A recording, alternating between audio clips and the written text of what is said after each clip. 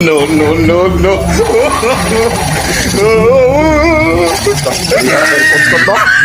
So ito yung problema. Oh. Malaki, tapos ito maliit. Yan, maliit.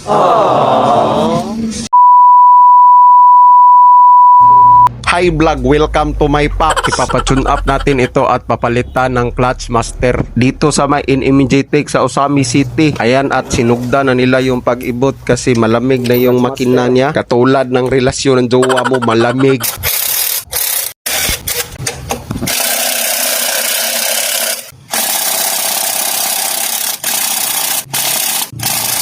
Dito mga paps, makikita nyo is sinumpisahan na din pagbaklas yung clutch master niya kasi mechanical tune up at saka palit ng clutch master yung gagawin dito. So ayan, at naabri na yung valve cover niya. Ang makina pala na ito mga paps is B20 sa Japan. Dito sa Pilipinas is PO dito, non-VTEC. So ayan mga paps, at nagpaplano na si Boss Jake na luluglugin niya ito. May mga mekaniko mga paps na nagsabi na hindi daw ito natutune up. Bakit kaya hindi ito natutune up? Pero ano itong ginagawa namin dito? Dito mga paps is kunting orientation lamang para mayroon tayong kaalaman ng maliit ba.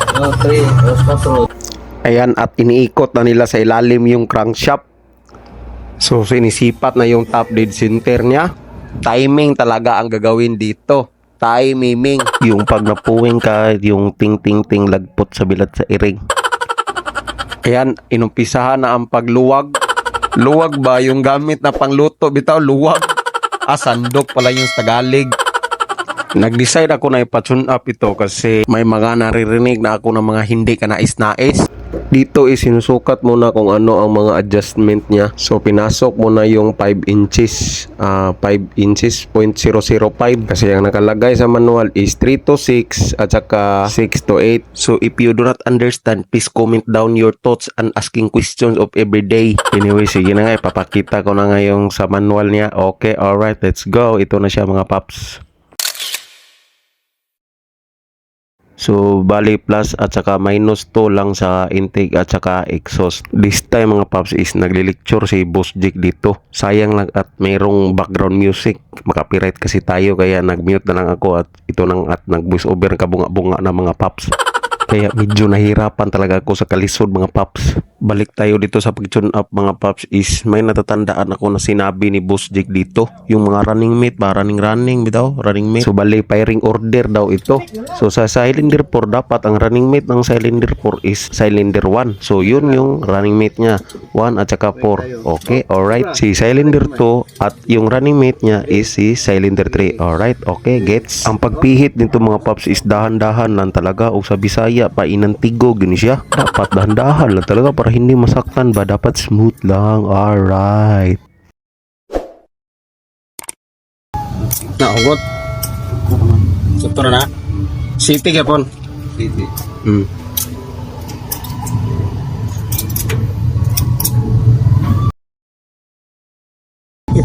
Kina to?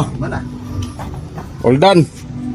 So alright, natapos na din sa wakas yung pag-adjust niya. Okay na to. So gasket all sa mga corner pressure ball.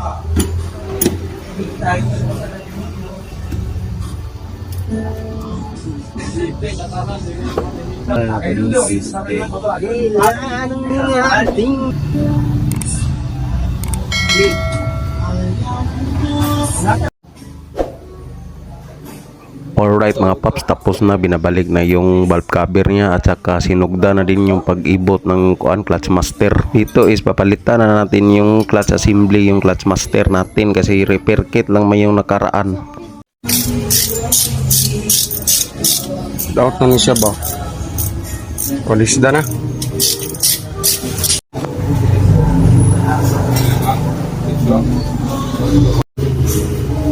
Isin brand. Nawaw mo ba ikumpara to? Brand new. Dapat siya na. Dili na po, lahi gid siya. Kamita ta ng diskarte pre. So testingan ang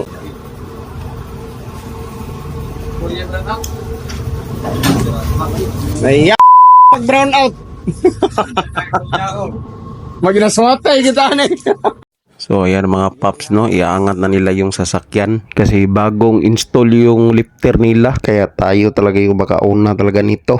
Natimingan pag yun ang sakyanan nga walay clutch. Dito mga paps is nag-push start na lang talaga sila dito is wala na itong clutch kaya hindi na talaga ito pwedeng mag clutch. Cambio pa atras.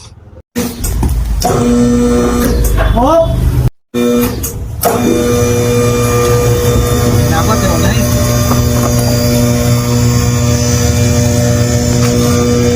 Angat na, angat.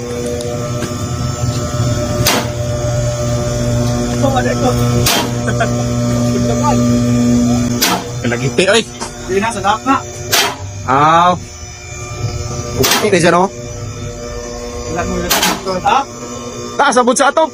Pwede na!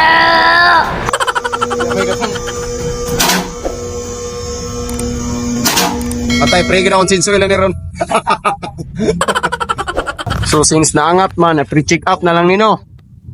Ayan mga paps at chinik na lang nila yung mga bushing at saka yung mga alog-alog kalampag dyan pati yung mga wheel bearing dyan pina-check na yan natin pati mga leaking mga paps is chinik na rin kaya walang mga leaking. Alright, let's go. Okay na okay talaga. Maganda talaga paps pag may lifter yung shop kasi makikita mo talaga mismo, ikaw mismo may-ari makakita ng mga kandidato na palitin ng mga bushing ba. Wow!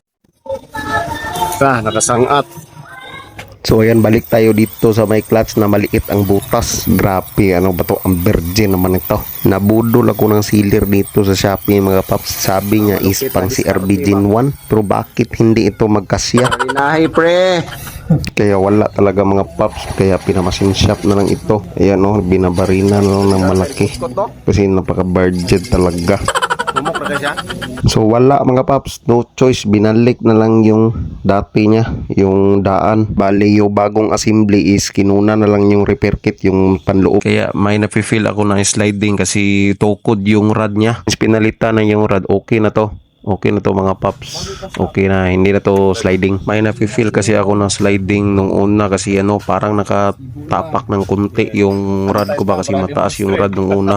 Kaya ito hindi na kasi short na yung rod. So ayan, since inangat na yung sasakyan kanina, ayan, nag-change oil na lang tayo diretso. Ang gamit nating langis dyan is Motol. Alright, Motol ay sponsor ako diha. Mugos ba di ay? So ayan, natapos na din ang pag-change oil kaya start na natin. Alright, let's go. Since tapos na yung mga pinagawa natin, alright, uwi na tayo. Bye-bye. Para updated ka sa ating mga videos upload mga paps, huwag kalimutang mag-like, comment, and subscribe. Thank you.